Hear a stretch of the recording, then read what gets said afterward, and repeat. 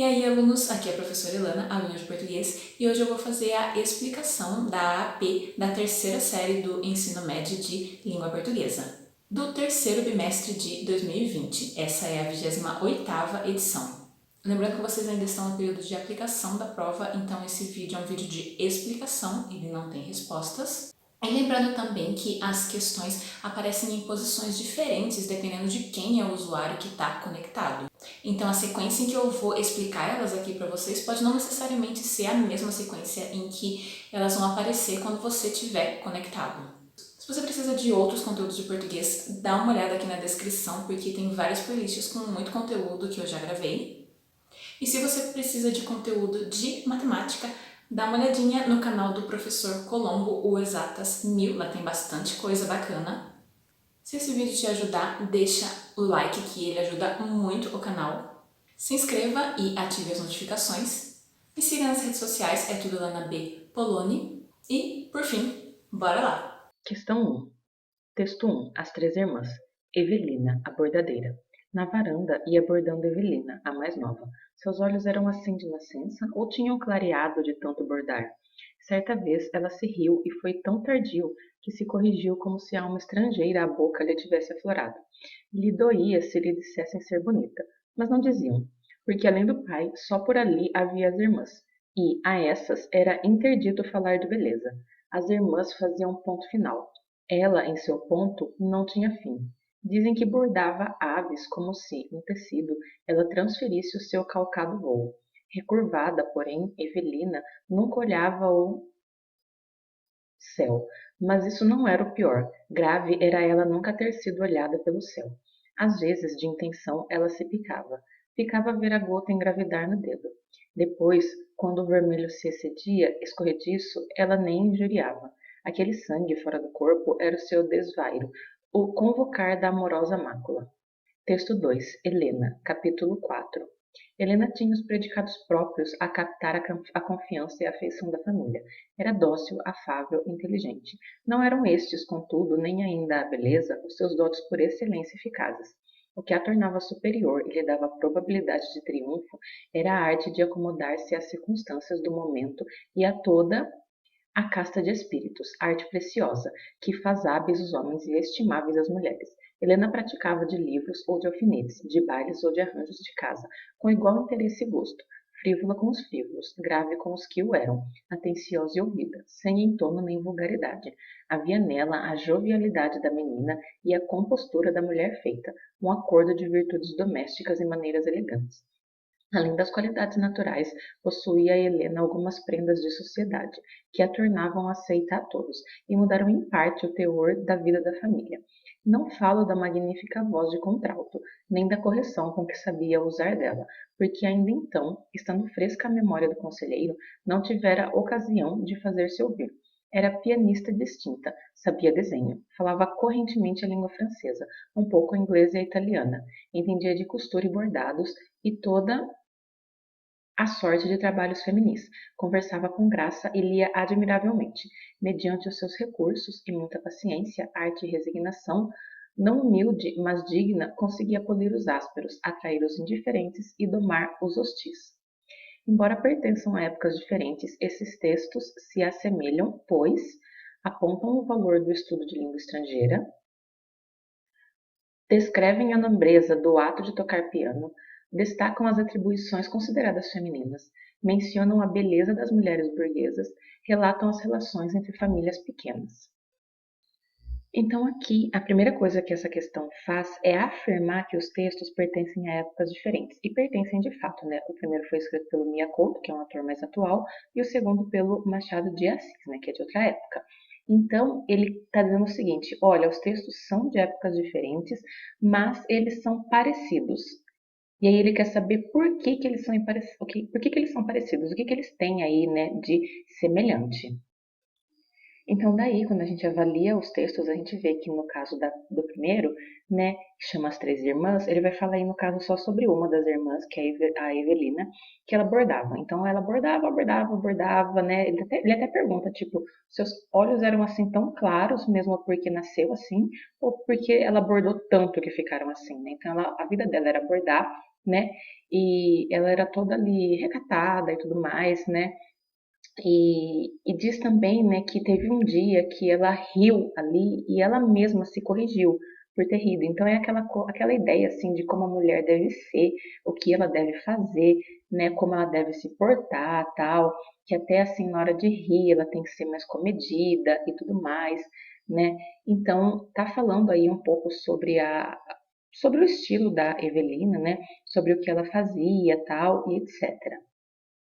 Depois, no segundo texto, ele vai falar da Helena, então diz que ela ali era boa com livros, com alfinetes, quer dizer também, tipo, sabia costurar, né? Com os bailes, com a cuidar da casa e etc, né?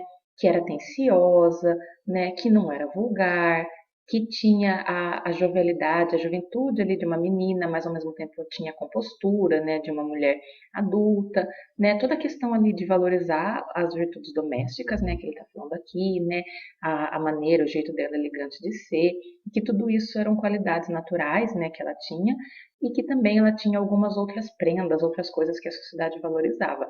Então ela tinha uma voz bonita de contralto, né, ela também sabia tocar piano, sabia fazer desenho, né, falava francês, né, fluentemente, falava um pouquinho de inglês e de italiano, entendia de costura, entendia de bordado, né, falava com graça, tudo, lia bem, né? Tinha paciência, era paciente, né? Era resignada e tudo mais, era digna. Enfim, todas essas são as características que ele fala que a Helena tem. Então, daí vocês consideram, né, a análise dos dois textos, o que eles falam sobre as mulheres, né, como elas eram, como esperavam que elas fossem e tudo mais. E aí vocês, comparando, conseguem encontrar o que os dois textos têm aí de semelhante. 2. A corrida da vida. Na corrida dessa vida é preciso entender que você vai rastejar, que vai cair, vai sofrer, e a vida vai lhe ensinar que se aprende a caminhar e só depois a correr. A vida é uma corrida que não se corre sozinho, e vencer não é chegar, é aproveitar o caminho, sentindo o cheiro das flores e aprendendo com as dores causadas por cada espinho. Aprenda com cada dor, com cada decepção, com cada vez que alguém lhe partir o coração. O futuro é obscuro e às vezes é no escuro que se enxerga a direção. Qual é o valor humano e social em evidência nesse texto? A consciência de que competir é necessário, a consideração que se deve ter ao próximo, a obrigação de agir com honestidade, a superação dos problemas da vida, a valorização do ato de trabalhar. Então aqui ele quer saber qual é o valor humano que está aí destacado no texto, né? Então a gente tem um texto em que ele está falando sobre a vida, né? Que a pessoa, tipo, vai ter lutas, vai cair, né? Que vai sofrer na vida, mas que a vida é assim mesmo, né? Que o importante não é a chegada, mas o caminho e etc. Aprendendo com as dores, né? E aí ele fala, aprenda com cada dor, com cada decepção, né? Cada vez que alguém lhe partiu o coração, né? Que o futuro é obscuro, mas é mesmo nas circunstâncias ruins, que às vezes a gente enxerga a direção. Então, considerando tudo isso, qual é o principal valor que a gente tem aí nesse texto? De que é preciso competir, né? De que é preciso ter consideração com o próximo, de que é preciso agir com honestidade, de que é preciso superar os problemas da vida, ou de que é preciso valorizar, de que é, tipo, no sentido de valorizar o ato de trabalhar. Questão 3. Mindinho. Poxa, me dá uma dica, vai? Estou te procurando há mais de meia hora. Aff, não dá para brincar de esconde-esconde com um bicho-pau. E aqui no canto, bicho-pau só rindo, né? Nesse texto, no trecho, estou te procurando há mais de meia hora, os pontos de exclamação foram usados para demonstrar alívio, enfatizar indignação, marcar súplica, mostrar surpresa, reforçar dúvida. Aqui ele quer saber, então, por que foi utilizado os dois pontos de exclamação, né, aqui nesse trecho. Então, a gente vê que o personagem, ele tá ali, né, procurando o bicho-pau e ele, tipo, não encontra. Ele fala, poxa, me dá uma dica, vai, tô te procurando há mais de meia hora. E aí tem os dois pontos de exclamação e a gente vê o rostinho dele, que ele tá lá, tipo, bravo, inconformado e tal, né, já meio que cansado, querendo achá-lo, algum colega. E aí, no meio desse contexto, por que ele usou os dois pontos de exclamação? Para mostrar que o personagem estava aliviado, indignado, né? Que ele estava suplicando que ele estava aí mostrando surpresa ou reforçando uma dúvida? Um detalhe interessante aqui é que, conforme a norma padrão, a gente nunca usa tipo dois pontos de exclamação, dois pontos de interrogação e tudo mais, né? Pela norma padrão, a gente vai usar só um ponto de exclamação ou só um ponto de interrogação, né? Mas aqui, né, nesse quadrinho ele usou dois, né? Então, assim, pela norma só se usa um. Mas em determinados contextos, tá, o autor pode colocar mais de um, porque aí ele vai ter um determinado objetivo, né? Colocando mais de um. Então, assim, tem também essa questão, né? Porque tem ali dois, inclusive. Questão 4. Texto 1. Sementeira. Cresce a semente lentamente debaixo da terra escura. Cresce a semente enquanto a vida se curva no Chicomo e o grande sol de África vem amadurecer tudo com o seu calor enorme de revelação. Cresce a semente que a povoação plantou curvada e a estrada passa ao lado. Macadamizada, quente e comprida, e a semente germina lentamente numa tope, imperceptível como um caju em maturação. Depois de tanga e capulana, a vida espera, espiando no céu os agoiros que vão rebentar sobre as campinas de África, a povoação toda junta no eucalipto grande, nos corações a mamba da ansiedade. Ó, dia de colheita vai começar, na terra ardente do algodão. Texto 2. A colheita. Quando o cansaço do trabalho sem descanso, de grossos calos amarelam suas mãos, o lavrador quer transformar o verde em flor, e ver a flor se transformar em grão. Se de chorar Deus se lembrou durante o ano, e o seu pranto se fez chuva sobre o chão, o lavrador já se prepara para a colheita. Sorrindo vê que seu suor não foi em vão. E a colheita que encheu a tulha, da tulha o grão para a cidade vai. A terra dorme e ele não descansa sempre na esperança de colher bem mais. Para colher o que plantou com seu trabalho, o lavrador leva para o eito o multirão, a sacaria e trazida aos carreadores, e para a cidade quem transporta é o caminhão. Com o dinheiro ele vai pagar o banco, não sobra nada e ele espera outro verão. Assim pensando, o lavrador vai para a roça, arar a terra para nova plantação. Esses textos são semelhantes, pois apresentam as fases de maturação do caju, citam o tipo de transporte usado nas colheitas, descrevem as etapas do processo de plantação, mencionam as altas tarifas cobradas pelos bancos, tratam das altas temperaturas das regiões africanas.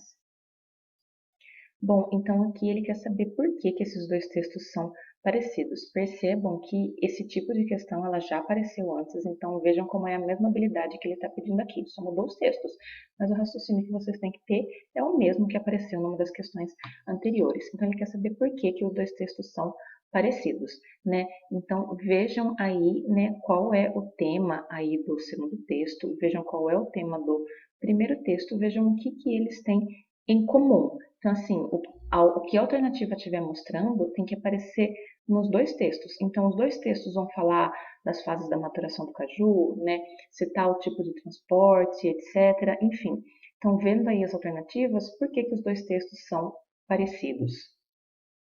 5. Sombras que passam. Com que amargura desabrida e insana os olhos volvo ao turjo do passado, tanta esperança que se desengana e tanto sonho vão desperdiçado. E tu, meu doce desvario amado, sombra perpetuamente desumana, vens com um rosto de lágrimas nublado em meio à lacrimante caravana. Segues, e mais do que todas elas triste, e mais chorosa do que todas elas, clamando o amor que outrora não sentiste. Adeus, loucas visões, brancas e belas, vindes buscar o que já não existe, sombras errantes de apagadas telas. Em qual contexto social esse texto está inserido? A busca do homem pelo sagrado por meio de um sentimento de totalidade, a referência à sociedade que está fora do avanço tecnológico, a disputa entre as grandes potências pela diversificação de mercados, a frustração como uma forma de negar a realidade objetiva, a reação ao materialismo apreciada pela burguesia em ascensão. Então, aqui nessa questão, ele quer saber o contexto social em que esse texto está inserido, né? Então, tem que pensar o seguinte: nesse texto tem referências ao sagrado, né? A Deus, a santos ou alguma coisa do tipo? Tem referências a questões tecnológicas aí da sociedade? Tem referências a disputa, né, que as potências, os países, né, fazem aí por mercado tal, né, internacional? Tem referências à frustração, né, que o lírico sente e tal, né, que isso faz com que ele negue a realidade. Tem aí uma referência, né, ao materialismo da burguesia, né, uma burguesia em crescimento e como ela se comporta e etc, ou algo do tipo. Então é interessante reler o texto, né, ver como ele vai falando aí da amargura dele, né, das sombras, né, que ele vê aí, né, das lágrimas, né, do sofrimento, tal, enfim, do amor, né, que ele não sentiu e tudo mais, né, das visões e tal, que vão buscar aí o que não existe, né, e as sombras, tal, dessas telas, enfim. É, Comentando aí mais rapidamente, né, sobre o poema, peguem então a ideia, né, do que ele está falando aí, a atmosfera, tal, né, a energia que tem no poema, avaliem as alternativas, ver o que tem e o que não tem, para conseguir encontrar em qual contexto, no caso do poema. 6. Texto 1. Nas águas do tempo. Em casa, minha mãe nos recebia com azedura, e muito me proibia nos próximos futuros. Não queria que fôssemos para o lago, temia as ameaças que ali moravam. Primeiro se zangava com o avô, confiando dos seus não propósitos, mas depois, já amolecida pela nossa chegada, ela ensaiava a brincadeira. Ao menos vissem o Nauvetio morra, ainda ganhávamos vantagem de uma boa sorte. O Nanvetio morra, não sei se é assim que pronuncia, gente, era o fantasma que surgia à noite, feito só de metades. Um olho, uma perna, um braço. Nós éramos miúdos e saíamos aventurosos procurando o morra, mas nunca nos foi visto tal monstro. Meu avô nos apoucava. Dizia ele que, ainda em juventude, se tinha entrevisto com o tal semi-fulano. Invenção dele, avisava minha mãe, mas a nós, miudagens, nem nos passava desejo de duvidar. Texto 2. Sítio do Pica-Pau Amarelo. 26. A Iara. Vamos à cachoeira onde mora a Iara, disse. Essa rainha das águas costuma aparecer sobre as pedras nas noites de lua. É muito possível que possamos surpreendê-la a pentear os seus lindos cabelos verdes com o pente de ouro que usa. Dizem que é criatura muito perigosa, murmurou Pedrinho. Perigosíssima, declarou o Saci. Todo cuidado é pouco. A beleza da Iara dói tanto na vista dos homens e os puxa para o fundo da água. E a Iara tem a mesma beleza venenosa das sereias. Você vai fazer tudo direitinho como eu mandar. Do contrário, era uma vez o neto de Dona Benta. Pedrinho prometeu obedecer cegamente. Andaram, andaram, andaram. Por fim chegaram a uma grande cachoeira cujo ruído já vinham ouvido de longe.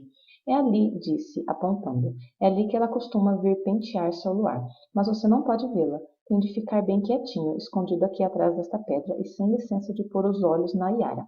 Se não fizer assim, há de arrepender-se amargamente. O menos que poderá acontecer é ficar cego. Pedrinho prometeu, e de medo de não cumprir o prometido, foi logo tapando os olhos com as mãos. Qual é a informação comum a esses textos? A beleza venenosa das sereias, a prática de tomar banho de cachoeira, as experiências das pessoas mais velhas, as lendas que são contadas para as crianças, as mães que proíbem os filhos de passear. Bom, nessa questão, então, ele quer saber o que é que tem em comum, né, entre os dois textos. Então, a gente vê aqui que no texto 1, ele está falando sobre essa criatura, né, que é o Nanvetsu Moha, acho que pronuncia assim, né, e que aí eram contadas as histórias, tudo, para as crianças sobre ele, né, o ovo falava e tudo mais. E depois no texto 2, que é do Sítio do Pica-Pau Amarelo, né, eles falam aí sobre a Iara, tal, né, e aí, né, o Pedrinho fala que vai obedecer, que vai tapar os olhos, tal, para não ter perigo de ver a Iara e tudo mais. Então, considerando tudo isso que é falado, né, o que tem em comum entre os dois textos? 7. Os sapos. Enfunando os papos, saem da penumbra, aos pulos os sapos, a luz os deslumbra. Em ronco que a terra berra o sapo boi. Meu pai foi à guerra. Não foi, foi, não foi. O sapo tanoeiro, parnasiano aguado, diz: Meu cancioneiro é bem martelado. Vede como primo em comer os hiatos. Que arte! E nunca rimo os termos cognatos. O meu verso é bom, frumento sem joio. Faço rimas com consoantes de apoio. Vai por 50 anos que lhes dei a norma. Reduzi sem danos as formas à forma. Clame à saparia em críticas céticas. Não há mais poesia, mas há artes poéticas. Urra o sapo boi. Meu pai foi rei. Foi. Não foi. Foi, não foi. Brada em um assomo o sapo tanoeiro. A grande arte é como lavor de joalheiro, ou bem de estatuário. Tudo quanto é belo, tudo quanto é vário, canta no martelo. Outros, sapos pipas, um mal em si cabe, falam pelas tripas. Sei, não sabe, sabe, longe dessa grita, lá onde mais densa, a noite infinita veste a sombra imensa, lá, fugido ao mundo, sem glória, sem fé, no peral profundo e solitário é que soluças tu, transido de frio, sapo cururu da beira do rio. Manuel Bandeira é um poeta expressivo do modernismo brasileiro, conforme se observa no poema Os Sapos, pois demonstra preocupação com a forma e obedece ao rigor poético de rimas ricas, se confirma com a estilística parnasiana e critica a utilização de versos brancos e livres nos poemas modernistas, evidencia a forma poética dos versos rimados e elaborados para demonstrar alienação em relação ao seu cotidiano, transforma a poesia em arte pela arte, como uma pintura ou escultura, com descrições em vocabulário sofisticado e erudito, trabalha com a ironia e com a paródia a fim de despertar o público leitor para a necessidade de ruptura e transformação da poesia. Bom, nessa questão aqui a gente tem um poema que foi escrito pelo Manuel Bandeira, que é aí um poeta muito expressivo do modernismo brasileiro, né? E aí ele está fazendo o seguinte, né? O modernismo foi um período, né, literário de muito rompimento, né? De muita crítica, de muito questionamento, de muita mudança, de muita transformação, né? E antes do modernismo brasileiro surgir, teve um outro movimento que a gente chama de parnasianismo, que veio antes do modernismo. E no parnasianismo, os poetas eles se preocupavam muito com a forma dos poemas, com as rimas, com a sonoridade, etc. Só que eles se preocupavam tanto com a forma dos poemas que às vezes eles esqueciam o conteúdo do poema e o que eles tinham que falar ali dentro do poema, porque eles estavam mais preocupados ali com a questão da forma. Então, assim, esse é um dos aspectos do parnasianismo, né? Claro, o parnasianismo teve outras características também, mas esse é um aspecto marcante desse período. E quando o modernismo chegou, né, existiu ali da parte de alguns autores uma questão de criticar realmente, né, esse período e essa atitude que os poetas do parnasianismo tinham, né. Então, assim, a gente percebe que nesse poema, né, ele está falando aí, né, que os sapos, deixa eu achar o trecho, enfim, que os sapos eles estão muito preocupados, né, com a questão de deixar redondinho ali, né, a canção deles, tal.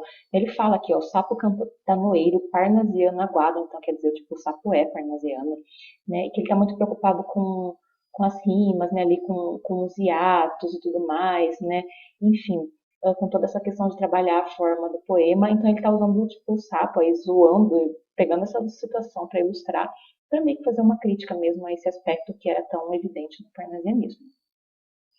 Até porque, segundo o Manuel Bandeira, a poesia não tinha que ser assim como os parnasianos achavam que era. Então, quando ele faz aí toda essa crítica, toda essa zoeira e tudo mais, a proposta é que exista aí uma mudança, né? Que a poesia seja conforme o Manuel Bandeira acredita que deva ser. Né? Então, considerando todo esse contexto que eu expliquei sobre parnasianismo, modernismo e etc., e um pouco comentário sobre o poema, vocês daí precisam encontrar, né, a alternativa que mostra, né, por que o Manuel Bandeira é um poeta bem típico aí do modernismo, né, o que ele está fazendo que indica que ele é bem modernista. 8.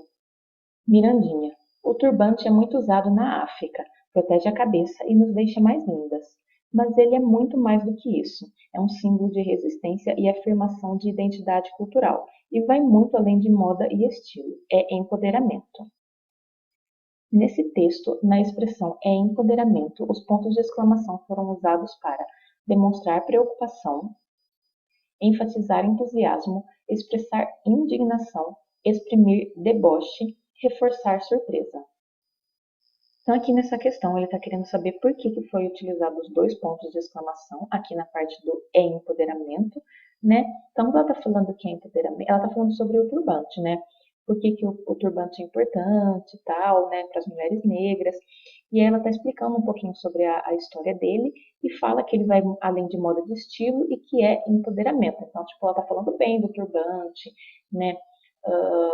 Afirmando aí, né, por que ele é importante, e dentro desse contexto todo ele quer saber por que foi utilizado aí junto com o trecho em empoderamento os dois pontos. Foi para mostrar que ela está preocupada, entusiasmada, indignada, debochando ou surpresa.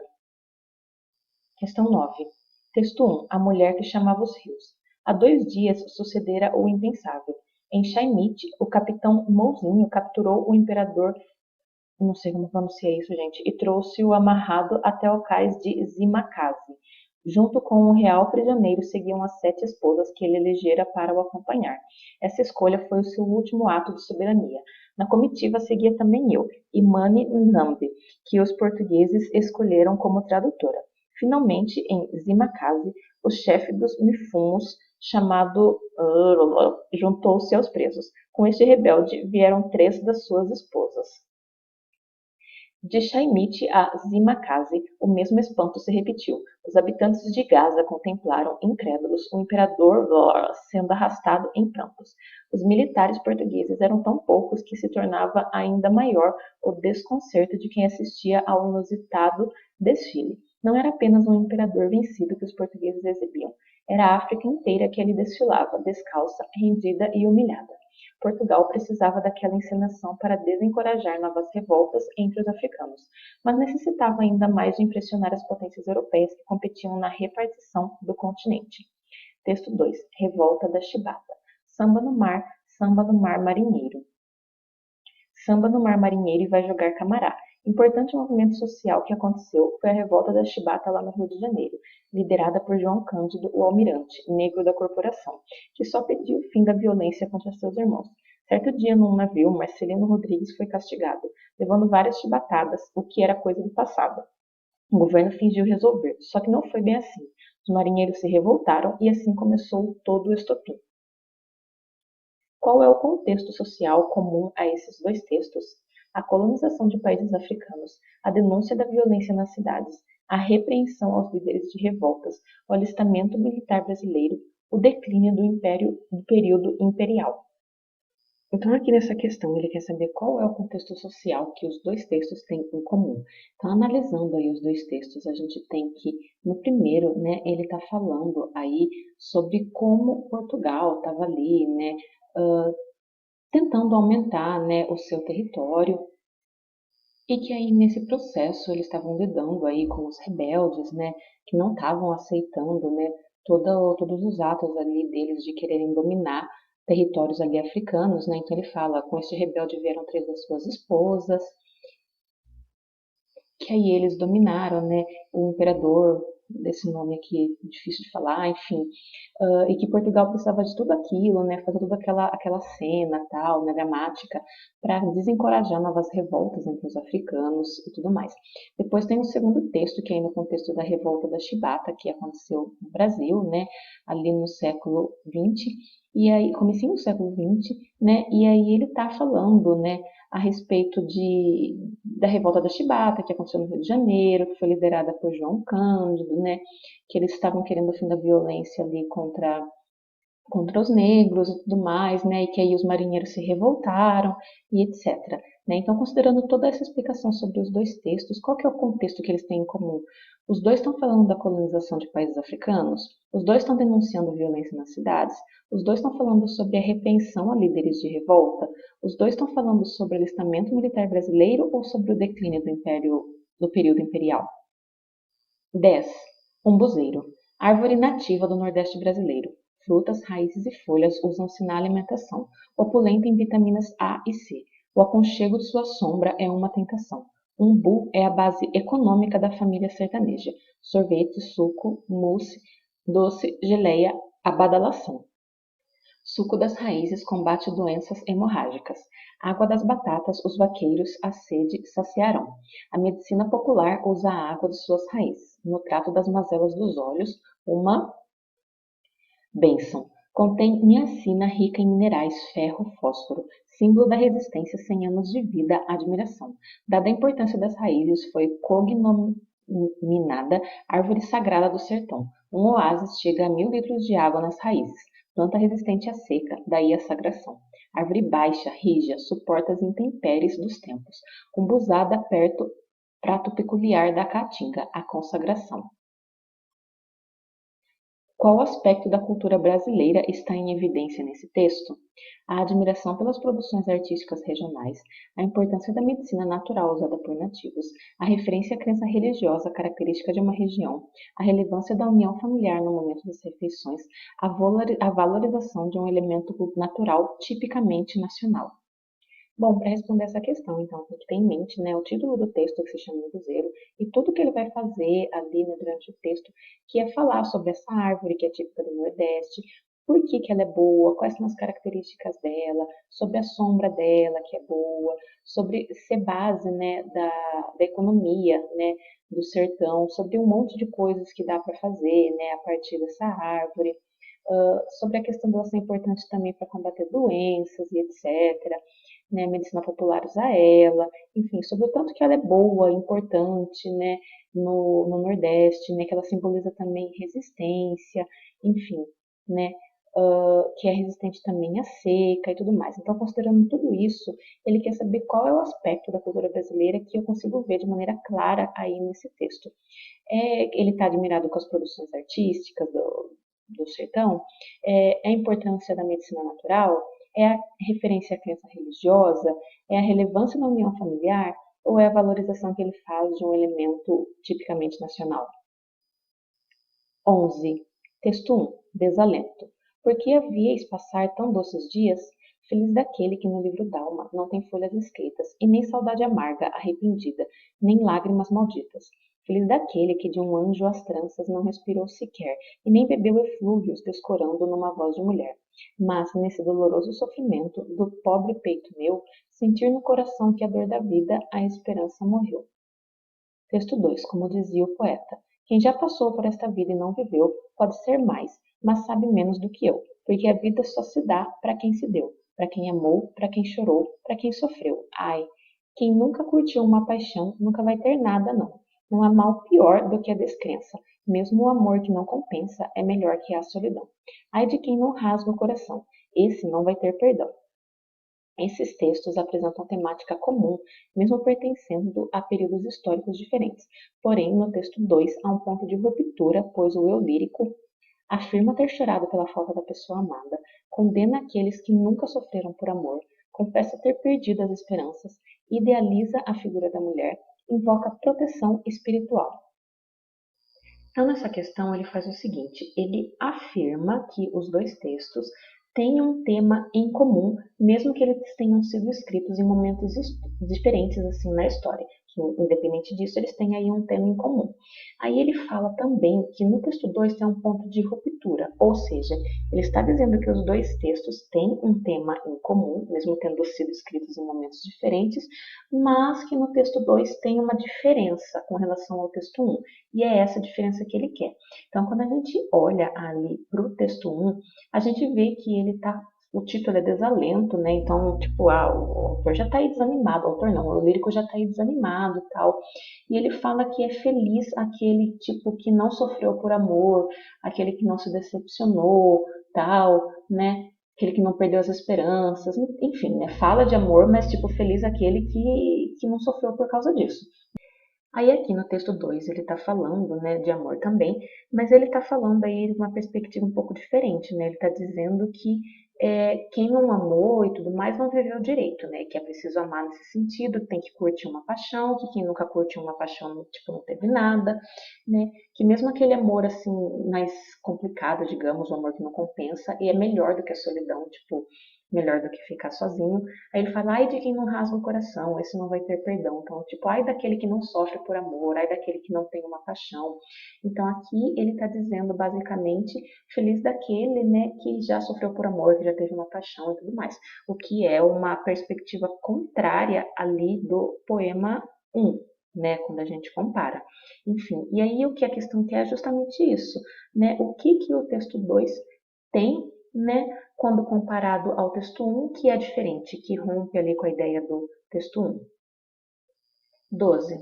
Jéssica Guimarães. Venho aqui expor minha indignação quanto à falta de responsabilidade desta empresa. Fiz uma compra e, como veio com defeito, devolvi e deixei como crédito. Como o produto que eu queria não tinha mais em estoque, pedi o estorno. Fiz uma nova compra e novamente veio com problemas. Pedi o estorno e eles simplesmente pegaram o valor total desse último pedido, tiraram o valor do estorno anterior e estornaram o que restou. Ou seja, fizeram como se eu tivesse usado o crédito. Já expliquei várias vezes e eles não querem entender. Pessoal, tomem cuidado. E aos prejudicados vão atrás dos seus direitos. No final desse texto, a repetição dos pontos de exclamação foi utilizada para expressar surpresa, indicar ansiedade, marcar empolgação, mostrar agitação, reforçar irritação. Então aqui é mais uma questão em que ele quer saber por que foi utilizado os pontos de exclamação de uma maneira repetida, né? E já apareceu essa ideia em uma das questões anteriores. Percebam aqui que ela coloca 4 pontos de exclamação, né? No finzinho do texto, e ele quer saber por que ela fez isso. Foi para mostrar que ela estava surpresa, que ela estava ansiosa, empolgada, agitada ou irritada. Questão 13. O Guarani. 4. Caçada. O selvagem compreendeu imediatamente a razão disto. A onça, com seus instintos, tinha visto os cavalos e desdenhava o homem, fraca presa para saciá-la. Com a mesma rapidez com que formulou este pensamento, tomou na cinta uma flecha pequena e delgada como o espinho de ouriço, e esticou a corda do grande arco, que excedia de 1/3 a sua altura. Ouviu-se um forte sibilo, que foi acompanhado por um bramido da fera. A pequena seta despedida pelo índio se cravara na orelha, e uma segunda, açoitando o ar, ia ferir-lhe a mandíbula inferior. O tigre tinha se voltado ameaçador e terrível, aguçando os dentes uns nos outros, rugindo de fúria e vingança. De 2 saltos aproximou-se novamente.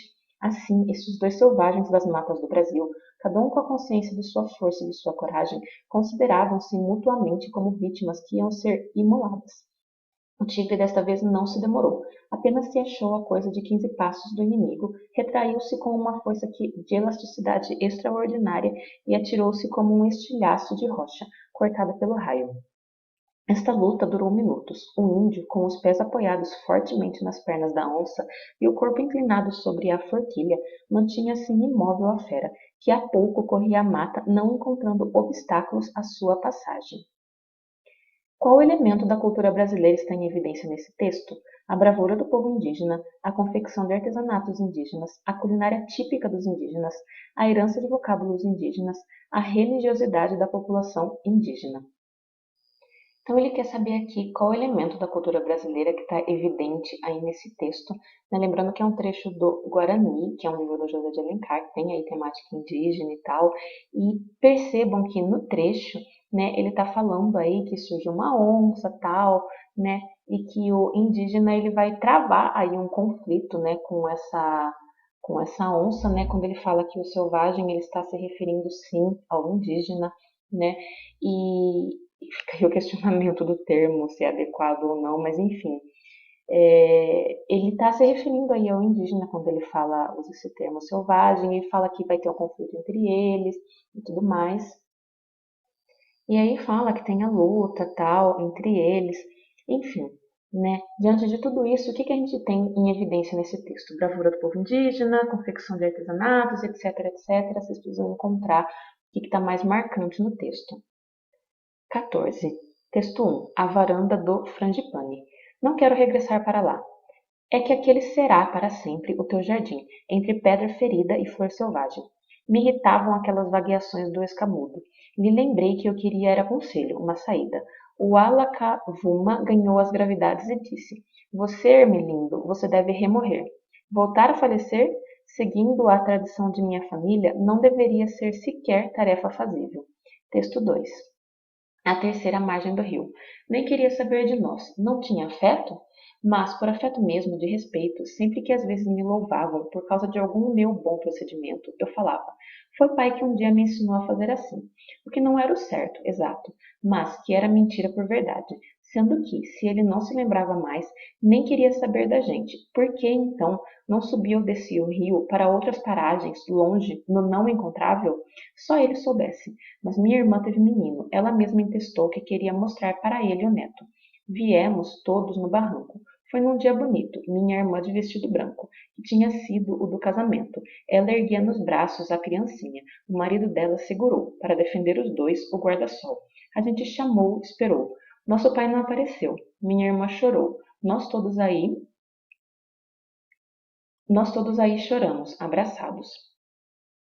Apesar de serem produções em língua portuguesa de origens distintas, esses textos são semelhantes, pois abordam a fuga dos personagens dos locais de origem, apresentam palavras novas criadas como um recurso expressivo, expõem a luta dos personagens contra os preceitos familiares, mostram a ligação dos personagens com a natureza, revelam um ambiente de respeito aos dogmas religiosos.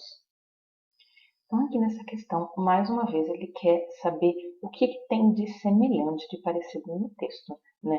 Então, são textos que estão falando aí de uma certa maneira da passagem, aí da morte e tal. Tanto o primeiro quanto o segundo, né, tem isso em comum.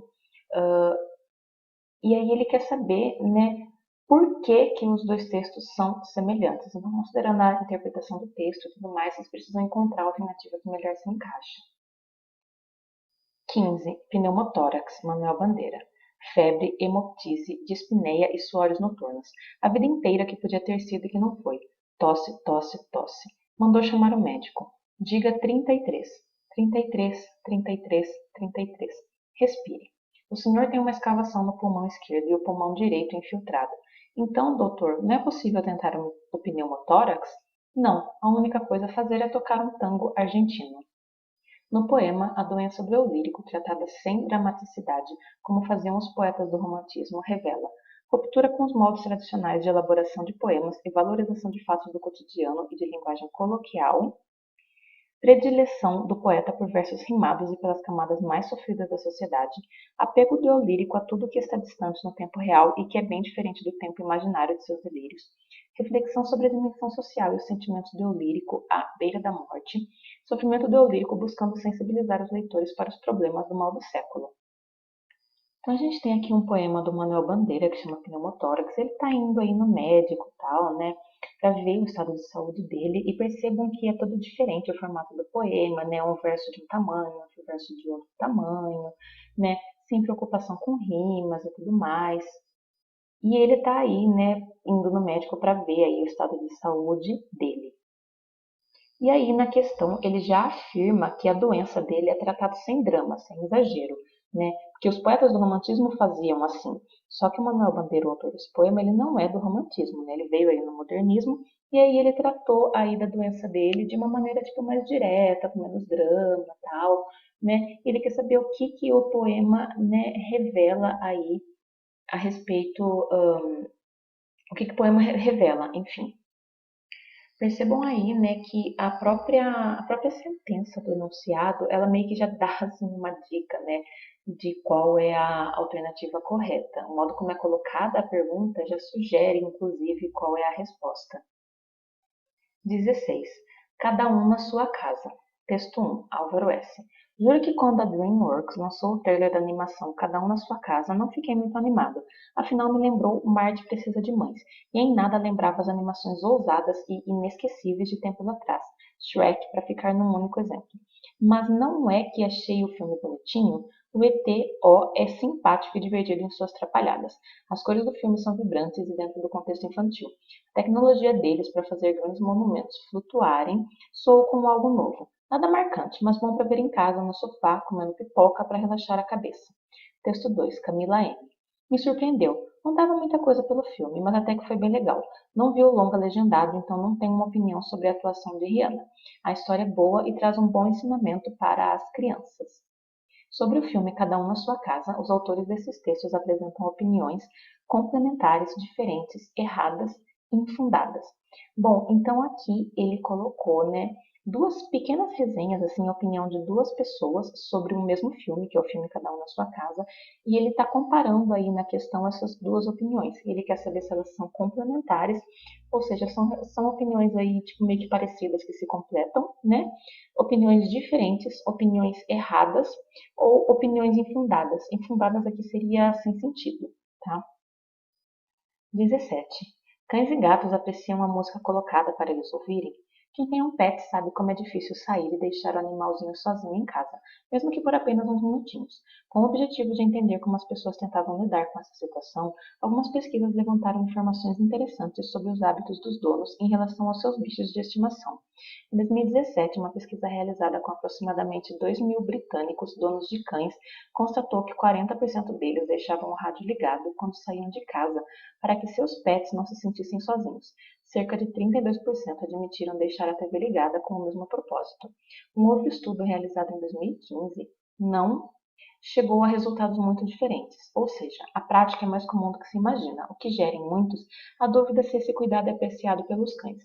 O estudo desenvolvido em 2002 pela psicóloga Deborah Wells, da canadense Queen's University, consegue responder essa dúvida, uma vez que analisou o comportamento dos animais nessa situação específica. O estudo envolveu a reprodução de algumas músicas por meio de alto-falantes para um grupo de 50 cães do Reino Unido. No final do experimento, foi colocado um CD que continha apenas sons de vozes humanas. A reação dos animais foi observada. Resultado: foi percebido que a música definitivamente exercia um efeito nos cães.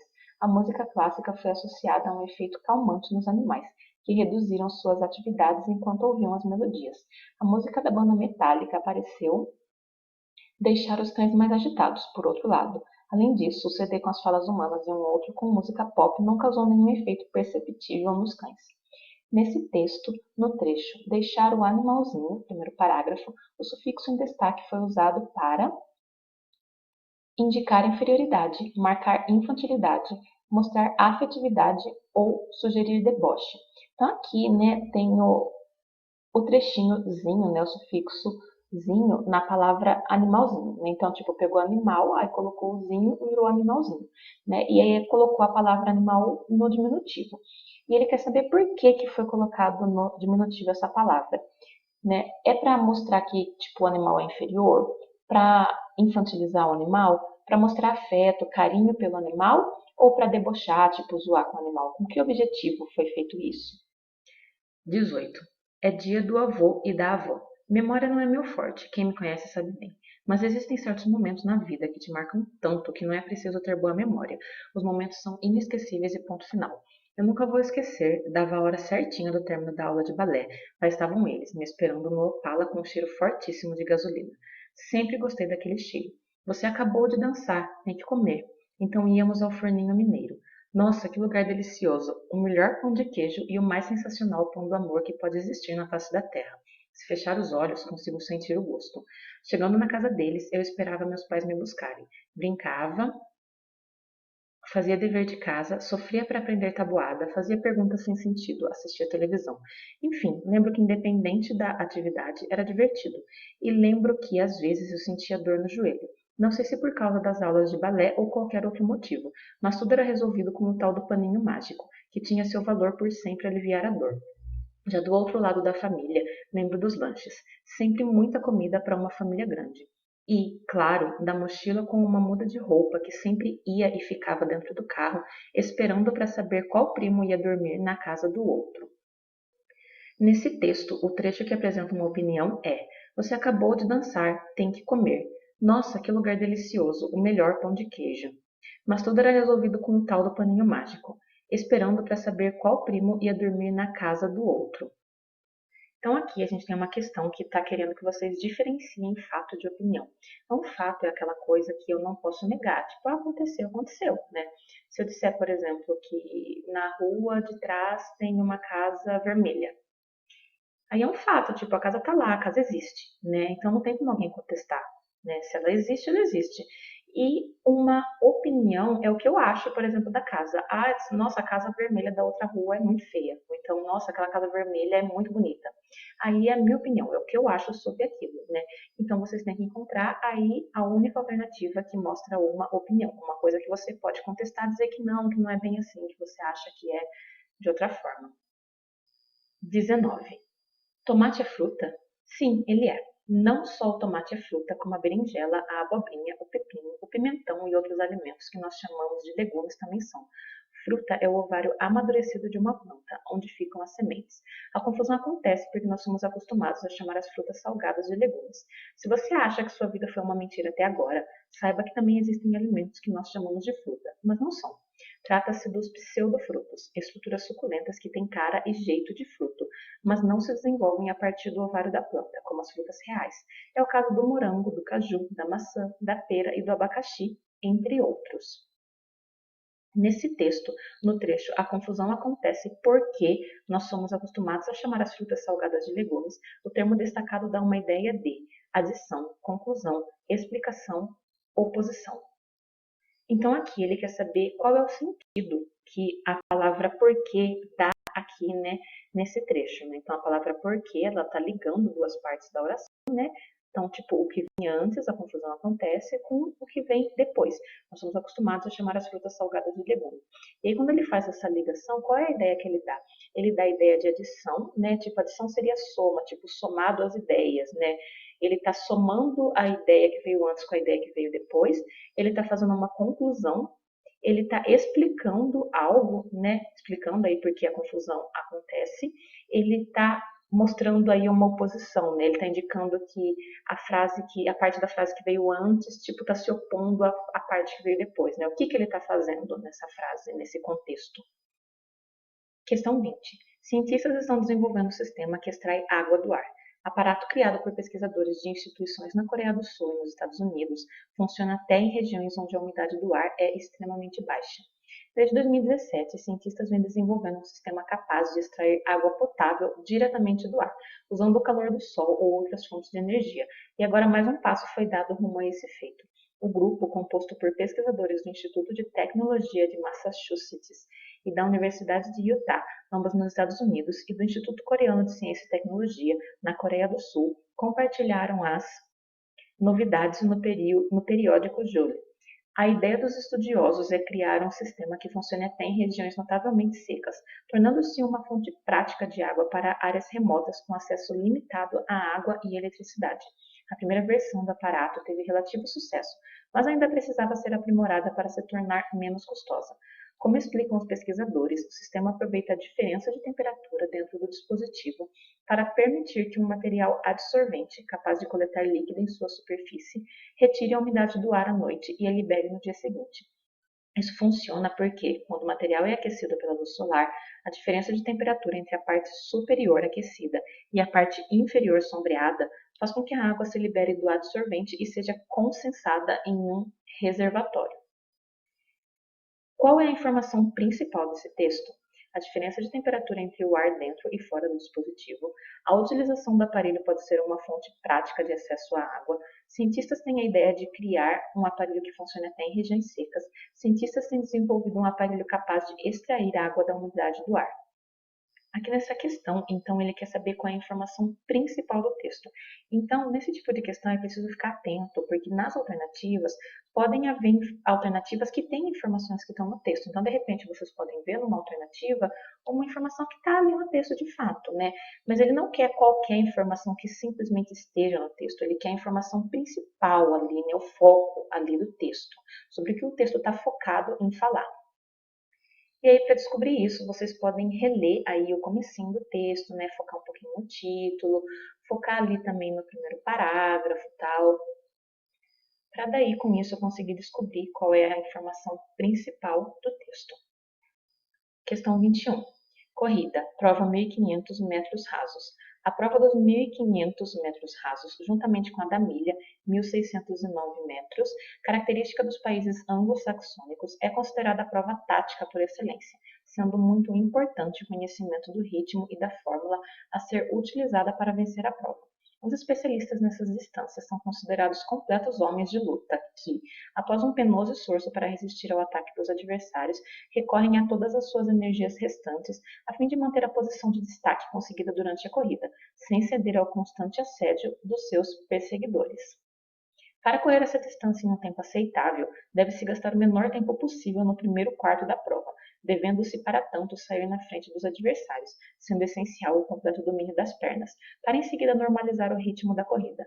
No segundo quarto, deve-se diminuir o ritmo, a fim de trabalhar forte no restante da prova, sempre procurando dosar as energias, para não correr o risco de ser surpreendido por um adversário e ficar sem condições para a luta final.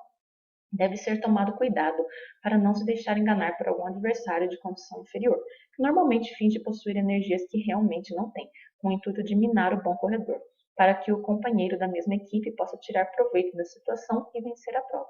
Assim sendo, o corredor experiente saberá manter regularmente as suas passadas, sem deixar-se levar por esse tipo de artimanha. Conhecendo o estado de suas condições pessoais, o corredor saberá se é capaz de um sprint nos 200 metros finais, que é a distância ideal para quebrar a resistência de um adversário pouco experiente. O corredor que possui resistência e velocidade pode conduzir a corrida segundo a sua conveniência, impondo os seus próprios meios de ação. Finalmente, ao ultrapassar um adversário, deve-se fazê-lo decidido e folgadamente, procurando sempre impressioná-lo com sua ação enérgica. Também deve-se procurar manter sempre uma boa descontração muscular durante o desenvolvimento da corrida, nunca levar a cabeça para trás e encurtar as passadas para finalizar a prova. Ao empregar a expressão sprint, o autor do texto refere-se a dosar melhor a respiração, atingir ganho de velocidade, assumir postura vitoriosa, aumentar a extensão das passadas, impedir com o corpo ultrapassagens.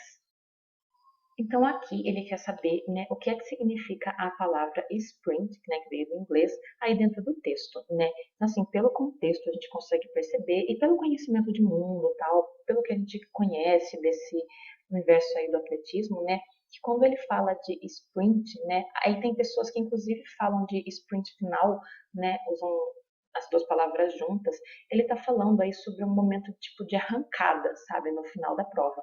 Tanto que olha como ele fala no texto, né, o corredor saberá se é capaz de um sprint nos 200 metros finais, que é a distância ideal para quebrar a resistência, enfim. E então é aquele momento ali no final da corrida que o corredor ele tipo ele arranca a energia de algum lugar, às vezes nem sabe de onde, dá aquela arrancada, sabe, para conseguir, né, terminar a prova. Então, baseado nisso, vocês precisam, né, encontrar qual é a alternativa que explica melhor, né, aí o significado da expressão sprint. Questão 22. Desencanto. Eu faço versos como quem chora de desalento, de desencanto. Fecha o meu livro, se por agora não tens motivo nenhum de pranto. Meu verso é sangue, volúpia ardente, tristeza esparsa, remorso vão. Dói-me nas veias, amargo e quente, cai, gota a gota, do coração. E nestes versos de angústia rouca, assim dos lábios a vida corre, deixando um acre sabor na boca. Eu faço versos como quem morre. É um poema do Manuel Bandeira. A leitura desse texto permite inferir que, para o enunciador, escrever poesia é uma experiência dolorosa, simples, religiosa, confusa. Então aí ele quer saber, né, como que o lírico vive a experiência de fazer poesia, né? Então voltando para o texto, a gente vê que ele fala que faz versos como quem chora, que o verso dele é sangue, depois ele fala que os versos dele são de angústia, depois ele fala que faz versos como quem morre. Então baseado em tudo isso, como que é para ele a experiência de escrever poesia?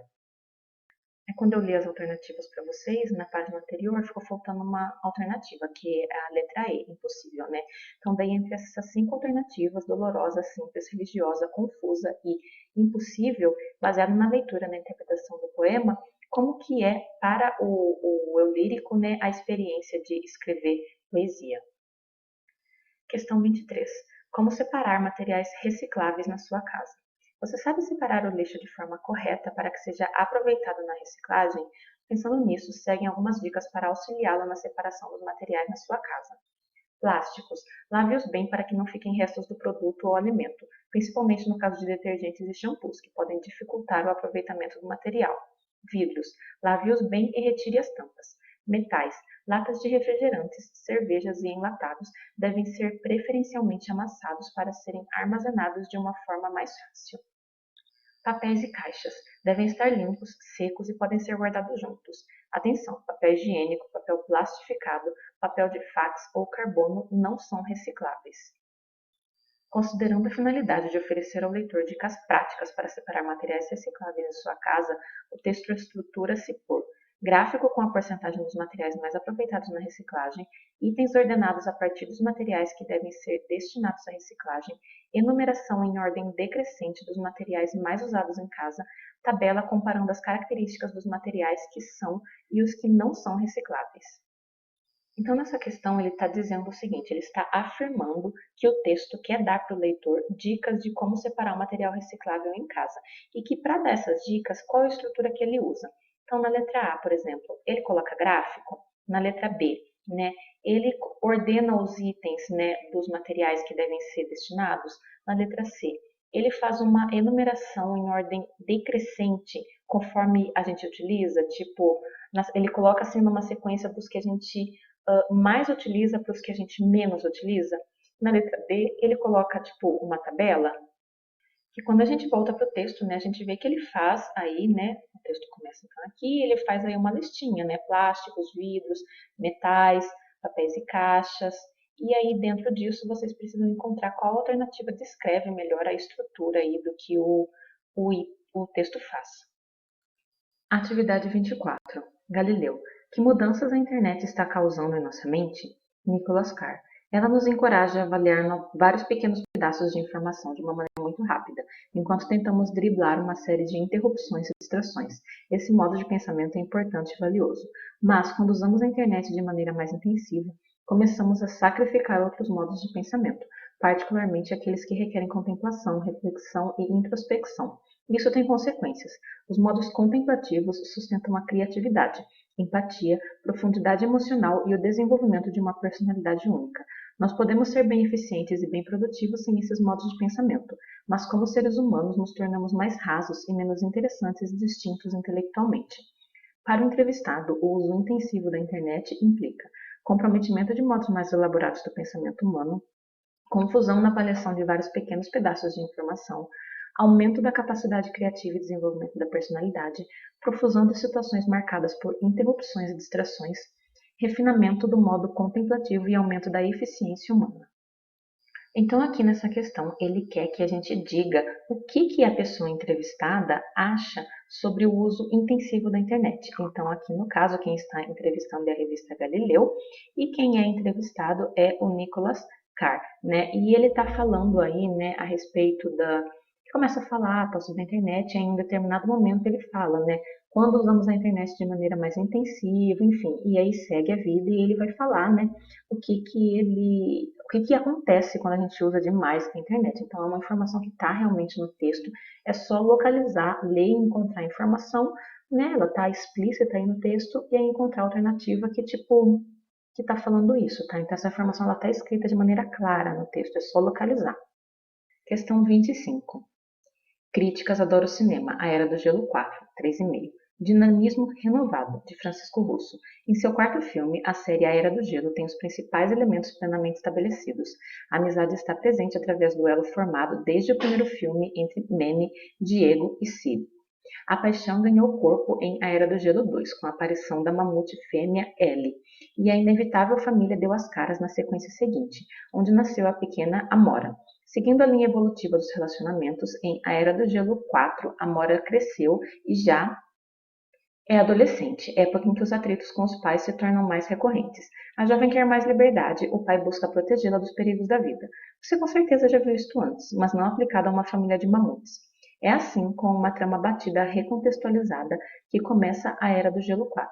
Como pano de fundo, mas não menos importante, há ainda a divisão dos continentes mundo afora, explicada em divertida sequência estrelada pelo sempre neurótico esquilo Scrat. Com enormes blocos de terra mudando constantemente de lugar, a vida na Era do Gelo já não é mais tão tranquila assim. Numa destas mudanças inesperadas, o grupo é separado. Manny, Sid e Diego ficam isolados em um iceberg, enquanto Ellie, Amora e os demais animais permanecem em terra firme. A promessa de que irão se reencontrar, custe o que custar, vem no embalo. É o início da aventura, de lado a lado. Assumidamente infantil, inclusive com algumas piadas voltadas para crianças pequenas, a Era do Gelo 4 chama também a atenção pela qualidade da animação, especialmente na cena da tempestade em alto mar. O 3D, por sua vez, conta com alguns bons momentos, mas não impressiona.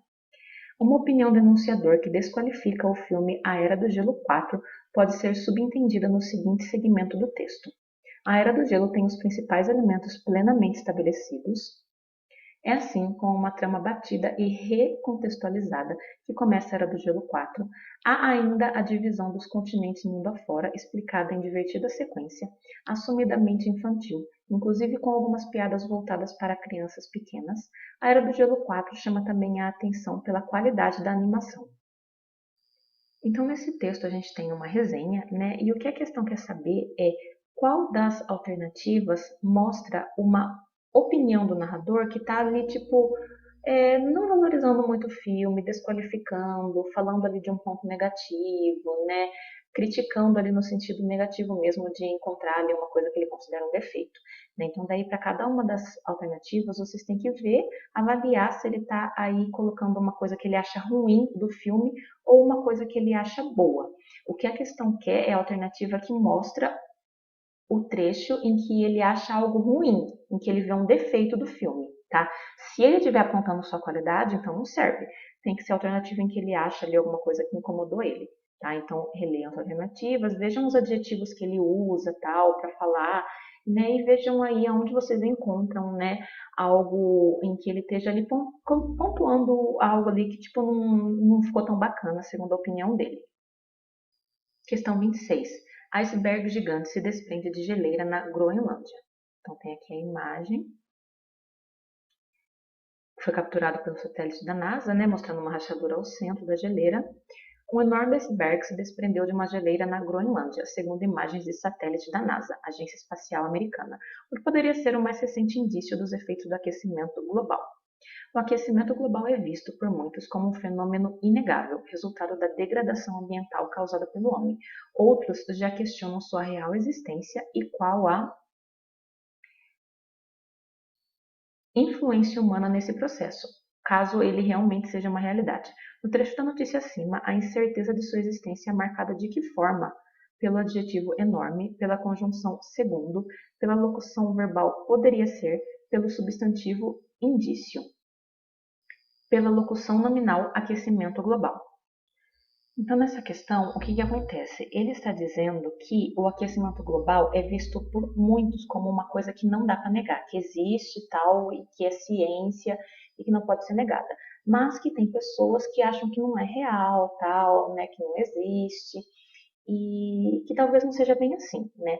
E ele fala assim, ó, no trecho da notícia, em qual momento a gente percebe, né, que quem escreveu a notícia não tem muita certeza da existência do aquecimento global. Então, em algum momento do trechinho ali dessa notícia, a pessoa que escreveu mostra que ela é uma pessoa que não acredita muito, que não acha ali que seja algo real, né? Então, quando a gente volta aqui, né, pro trecho, a gente vê que fala assim, né, o enorme iceberg se desprendeu da geleira, segundo imagens de satélite, o que poderia ser o mais recente indício dos efeitos do aquecimento global. Então, dentro aí, né, dessa notícia, né, quando a gente olha, qual delas, né, qual palavra que indica que essa pessoa não tem muita certeza? É a palavra enorme, que indica que essa pessoa não tem muita certeza que o aquecimento global é real? É a palavra segundo, poderia ser, indício, ou, no caso na alternativa E, aquecimento global. Qual delas que mostra que essa pessoa tipo, não está muito certa disso? Bom, terminamos aqui então a explicação dessa AP. Me deixa um oi, um salve aqui nos comentários, me fala o que você achou, deixa o like se o vídeo te ajudou, se você aprendeu, e compartilha com os seus amigos para ajudar eles também. É isso, até a próxima e tchau, tchau!